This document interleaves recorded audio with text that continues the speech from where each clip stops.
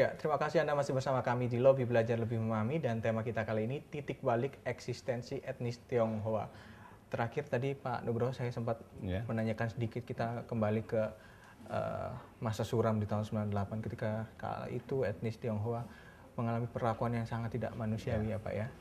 Waktu itu kalau kita bisa melihat balik Pak, apa yang menjadi pemicu sehingga di tahun itulah terjadi dalam tanda kutip pembantaian begitu Pak? Ya.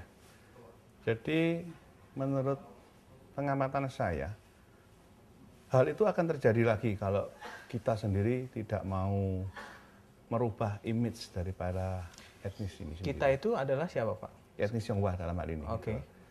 Kapanpun akan terjadi. Karena komunikasi ini sangat penting. Saya sebut komunikasi sangat penting. Etnis Tionghoa ini sangat-sangat minim memahami dalam sesuatu organisasi besar. Jadi mereka itu di internal, di kelompoknya masing-masing, oke. Tapi kalau sudah berbaur dengan masyarakat, mereka diundang untuk bicara, diundang untuk hadir dan sebagainya. Mereka merasa eksklusif. Ini yang menyebabkan komunikasi itu tidak bisa lancar, sehingga ada sesuatu yang tidak perlu terjadi.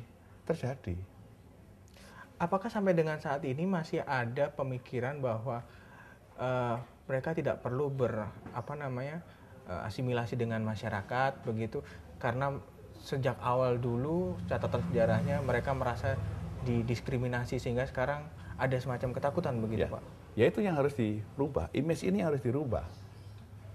Yang menyebabkan diskriminasi itu, kita jangan menyalahkan yang lain, tapi kita harus koreksi ke diri kita sendiri. Yang menjadikan diskriminasi itu siapa? Kamu tak aku, gitu loh. Jadi seharusnya kita harus menyadari sejauh mana peran kita etnis Tionghoa ini berbaur dengan atau berasimilasi dengan lingkungan. Nah, ini yang menjadi tugas etnis Tionghoa sekarang.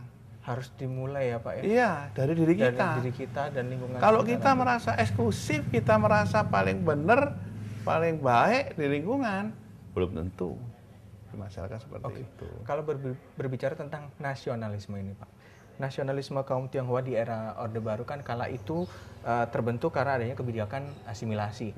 Nah kalau dengan saat ini Pak, bagaimana mencampurkan keinginan mempertahankan identitas etnis Tionghoa dan juga menjadi bagian dari NKRI, bagaimana mencampurkan itu? Jadi saya berupaya, kita itu adalah bagian dari masyarakat, bagian dari NKRI. Kita tidak usah berpikiran jauh-jauh sampai ke pusat. Di lingkungan aja lah kita mau bicara. Makanya saya dengan seni budaya, saya mengharapkan ini mampu menjadi perkataan anak bangsa. Saya ambil contoh, saya ada kegiatan apa yang Pak Nugroho? Barongsai itu. Ada barongsai. Ada barongsai. Ya, itu bagi saya, visi misi saya awalnya saya membuat barongsai itu adalah ke depan. Inilah salah satu perkataan bangsa. Siapa saja yang terlibat dalam kegiatan barongsai yang Pak Nugroho? Yang saya libatkan ini adalah justru masyarakat lingkungan. Bukan harus etnis Tionghoa. Nah, dengan di sini para senior kita kan tahu gitu loh, ternyata dengan kegiatan seni budaya ini mampu mempersatukan itu ya. Dengan membudayakan mereka mulai berkumpul bersama, latihan bersama, main bersama, kemana-mana bersama, makan bersama, sudah menjadi rasa persaudaraan yang tinggi. Apakah memang semudah itu Pak sejak awal? Awalnya juga tidak, karena dari lingkungan sendiri juga tidak mendukung. Tapi dengan tidak mendukungnya itu seperti apa bentuknya Pak? Kehadiran daripada barongsai awalnya dianggap mempengaruhi budaya dari agama mereka masing-masing. Nah, saya mencoba menerjemahkan. Kita tidak bicara masalah agama. Ini seni, ini budaya yang menyebabkan anak-anak itu bisa kita minimalkan kenakalan mereka. Dan biaya nyatanya bisa jalan. Kalau melihat saat ini kebudayaan Tionghoa, baik itu barongsai ataupun yang lainnya, ini kan tidak terlepas dari kepres yang dikeluarkan oleh Presiden Abdurrahman Wahid ya, ya Pak ya, betul. Kepres nomor 6 tahun 2000. Ya. Saat itu ketika Kepres itu dikeluarkan begitu Pak, respon Anda seperti apa menyambut ini? Ya, awalnya kita sudah terbiasa terkotak ya. Jadi akhirnya begitu dibuka pun ya kita jujur, kita tetap sosialisasinya seperti ini. Tapi yang saya katakan tadi, bagi mereka yang ada tujuan tertentu, kebablasan tadi, apa? Ya menghadirkan tokoh-tokoh dari luar tadi. Seharusnya mereka menghargai tokoh lingkungan. Ini yang saya sebutkan kebablasan tadi. Karena itu yang paling tahu ya Pak iya. ya, kondisi tapi di sosial Sidoarjo, budaya di... ya saya sangat bersyukur karena dari Forbimda sudah memahami one gate system tadi. Nah. Satu lagi mungkin stereotip yang masih melekat di masyarakat kita ya Pak ya. Bagaimana Anda menanggapi stereotip bahwa etnis Tionghoa ini dilihat sebagai kelompok yang menduduki tangga ekonomi lebih tinggi ketimbang masyarakat pribumi Pak? Ya, terima kasih. Jadi sebetulnya itu adalah sepihak. Kalau saya sebagai ketua Persatuan Umat Buddha, juga sebagai rohaniawan, sebetulnya masyarakat etnis ini yang hidup di garis kemiskinan juga banyak sebetulnya.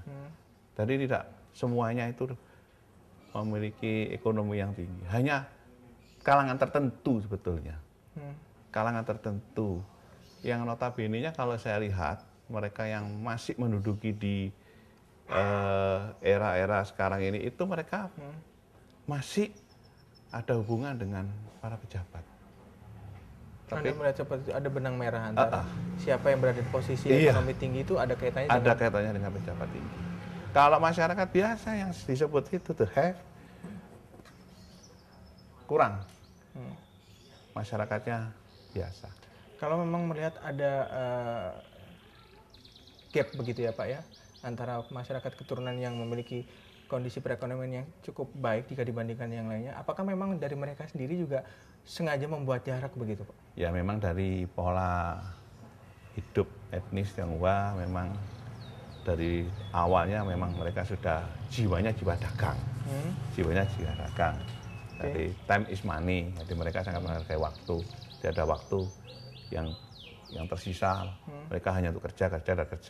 Dan karena kerja inilah mereka bisa hasilnya optimal. Tapi optimal ini menurut saya sebatas wajar aja sebetulnya. Tapi tidak sampai memuncak yang dikatakan tadi. Yang memuncak di atas itu dia punya benang merah dengan pejabat sebetulnya. Nah, baik Pak, kita kembali lagi ke Kepres yang dilakukan oleh Gus Dur ya waktu itu Pak. Kepres itu hanya mengizinkan masyarakat Tionghoa untuk melakukan adat budaya tradisional Tionghoa begitu ya Pak ya. Tapi tidak bersamaan dengan bagaimana pengucapan kata Tionghoa dan Tiongkok ketika saat itu di Inpres tahun 67 semuanya dikembalikan dengan istilah penyebutan Cina begitu ya Pak ya.